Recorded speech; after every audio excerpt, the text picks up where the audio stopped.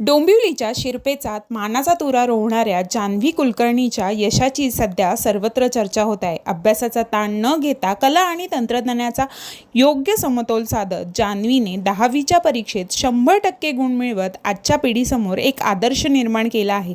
चंद्रकांत पाटकर विद्यालयाची विद्यार्थिनी असलेल्या जान्हवी कुलकर्णीने 100% गुण मिळवत केवळ स्वतःचेच नव्हे तर शाळेचे आणि संपूर्ण डोंबिवली शहराचे नाव उज्ज्वल केले आहे. तिच्या घवघवीत यशानंतर सर्व स्तरातून तिच्यावर कौतुकाचा वर्षाव होत आहे. विशेष म्हणजे जान्हवी ही एक कथ्थक नृत्यांगना असून अभ्यासासोबत तिने आपल्या नृत्याचीही आवड जपली आहे. अनेकदा छंद अभ्यासात अडथळा ठरतो असे मानले जाते, मात्र जान्हवीने छंद मनाला एकाग्र करतो आणि अभ्यासात मदत करतो हे कृतीतून सिद्ध करून दाखवले.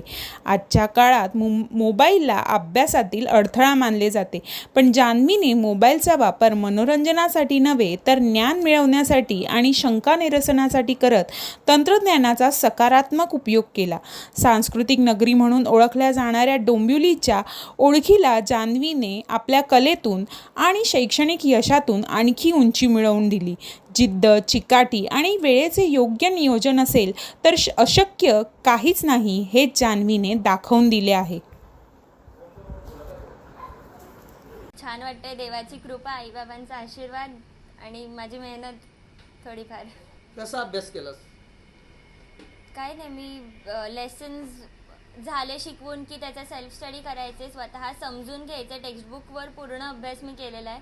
मी डायजेस्ट आणि या सगळ्या गोष्टीवर एवढा फोकस नाही केला, पण जास्त टेक्स्टबुकवर केलं, कारण आपले पेपर्स पूर्ण टेक्स्टबुकवर बेस्ड असतात हे मला माहीत होतं. पण 5 ते 6 तास दिवसाचा मी अभ्यास करायचे. कथ्थक करत असताना देखील तू 10वीमध्ये 100% गुण मिळवलेस. काय सांगशील, कसं लक्ष दिलंस, या दोन्ही विषय कसे तू हाताळले? मला कथ्थक करायला प्रचंड आवडतं आणि त्याचमुळे माझं ठरलेलं होतं 10वी आणि कथ्थक दोन्ही एकत्र करायचं. आणि मी क्लास झाला, अभ्यास करायचे थोडा, मग संध्याकाळी कथ्थकला जायचे. मग मला ते एक रिफ्रेशमेंट मिळायची आणि मग परत रात्री अभ्यास करायला करेज मिळायचं की हां, आता परत आपल्याला अभ्यास करायचा. कसा आनंद व्यक्त करतेस आज? काय माहिती. ठीक आहे.